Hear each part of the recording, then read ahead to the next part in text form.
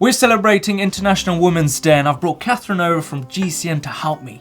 So we're picking out about 10 of our most inspirational, coolest women from mountain biking. But this is by no means all of them. So we want to hear from you who you think should be honoured in this list down in the comments below. Yeah, we've picked up 10 of our favourite ones and we're going to tell you all about them.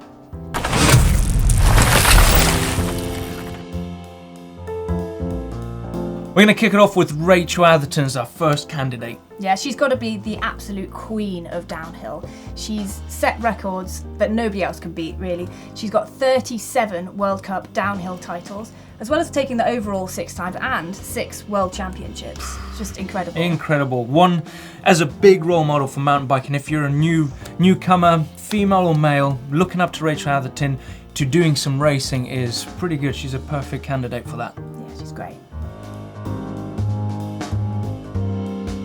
Missy Giove, for sure, one to definitely look up to, because back in the day, she was one of the wild charts. She took the downhill scene by storm. She's full of tattoos. She looked cool. She stuck out like a sore thumb, but a good sore thumb, because for sure she did really well. She did 94, she won the World Champs, and then 96 and 97, she won the World Cup Championships, and then she ran into a bit of bother with the law, but now she's recovered. She's back out there riding. She's inspiring people of all ages to get out there on their bikes, to go and just have fun on the bike. Yeah. Now, if Rachel is the queen of downhill, then Cecile Ravanel has to be the queen of enduro. Has to be. She had a perfect season last year, winning every single round of the Enduro World Series, which is absolutely amazing.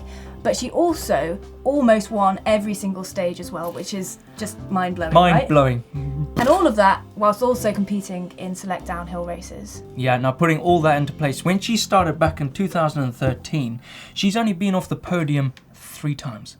You just can't believe it. No, you definitely have to look up to her. I do. Absolutely. There's an amazing story to tell about her enduro spirit when she was helping Katie Winton through a transition between stages. Literally pushing her with her arms out through the pits was amazing. She flattered, so she helped her. We also wish Cecile a swift recovery from her injuries and hope to see her racing again later in the year. Now, Tracey Moseley is one of the most successful riders in mountain biking, having successfully transitioned from downhill into enduro and continued to have an amazing success in her career. And now she's still riding for Trek and still continuing to inspire riders while she raises a very young baby of her own. That's pretty hard. Yeah, taking a child and racing. Wow, but I got a list of her achievements which goes on. It's a 3 times World Enduro Champ, 2013, 14 and 15. World Downhill Champ in 2010. She's done twice World Cup Downhill Overall Champ in 2016 and 2011. And then 15 EWS wins with 16 World Cup Downhill wins as well. She's a mother. Wow. Now that's has to be inspiring. And Caroline Chausson has to be the most successful mountain biker of all time. Yeah. She's got too many world titles to count, really. It's incredible. We have a long list. A long list. Here we go. She was 3 times Junior World Downhill Champion. She was 9 times Senior UCI World Cup Downhill. She was 5 times World Cup Champion. She was 3 times UCI BMX Champ. She has an Olympic gold in BMX. Yeah, and she has 55 UCI mountain bike wins in total between dual slalom, downhill and full cross. That's absolutely incredible, like how multi-talented she is across all different disciplines. And she's won a bunch of EWS races as well. Mind blown. Jolanda Neff, one of the most competitive XC World Cup racers out there in the world today. She was under 23 3 times in the World Champs, and back in 2017 she won her first elite race as well. Yeah, and it's not only cross country that she's been really excelling in. This year she turned her hand to cyclocross and has been really impressive. She's taken the Swiss national title in that, and in an amazing battle in the World Championships cyclocross race in Denmark, she finished 6th, which was incredible. And not only that, she went and raced the Road World Championships. Even though she's not terribly experienced in road, she still managed to come 22nd. Oh wow, which is just incredible. Just seeing this mountain biker past you on the road, you're like, I'm going to do mountain biking. I'm going to leave. Maybe we should. You should come over and come ride some mountain bikes. might make me fitter.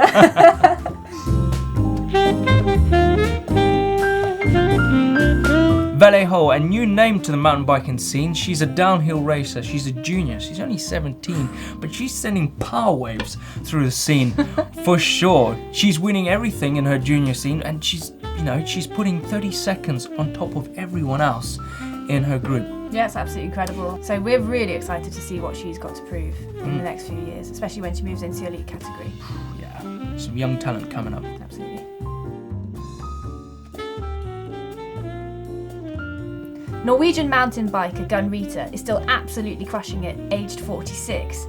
She's won 30 World Cup wins, as well as 9 World Championship titles. And besides this absolutely ridiculous palmarès, she also studied for a university degree in journalism, and she took some time out of her racing career to have a young son, and then came back and still continued to win. Wow. It's absolutely incredible. 46, crushing it. Yeah, she's an inspiration.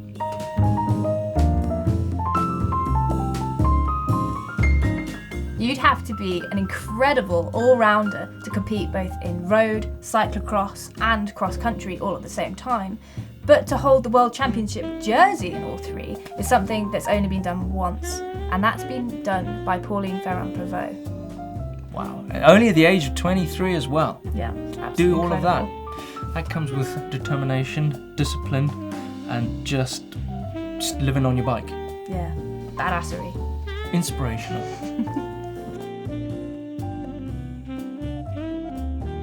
Rebecca has to be one of the most badass women in mountain biking, and that's not where it stops. As well as being an adventure athlete, she's also an author, a prolific activist, and even a firefighter. She's got an incredible palmarès with over 7 World Championship titles in multiple different sports. And alongside that, she is 4 times winner of the Leadville 100 mountain bike race. She was the very first person to ride the Ho Chi Minh Trail in Vietnam. And last year, she was the first person to complete DKXL, which is a 350-mile gravel bike race in Kansas, which is pretty cool. Now, the latest thing that Rebecca has done, and probably one of the most impressive, is she's just tackled the Iditarod Invitational. Now, that's a 350-mile mountain bike ride through Alaska in sub-zero temperatures, or sub-freezing. Whoa. She's done it in 3 days and 20 hours, and to be the very first female finisher. But you just can't That's incredible. comprehend things being that cold. Well, I think at minus 20, your sealant in your tyres freeze over. Apparently they have to use completely different hydraulic fluids so it doesn't freeze. What? You have to use special breathing apparatus. It's really gnarly. Do you want to do that? No. I wouldn't want to do that either. So there goes our top inspirational women that we kind of look out for, but that's just our list. There's a number of other people out there, so let us know in the comments down below who we've missed out or who do you get your inspiration from. And if you want to see another video, we've got a really cool one. Neil riding with Rahan Chidley, how to tackle steep climbs. Ooh. It's just down here. Don't forget to hit the globe to subscribe because you're missing out on some cool stuff. Give us a thumbs up, like, and we'll see you in the next one. See ya!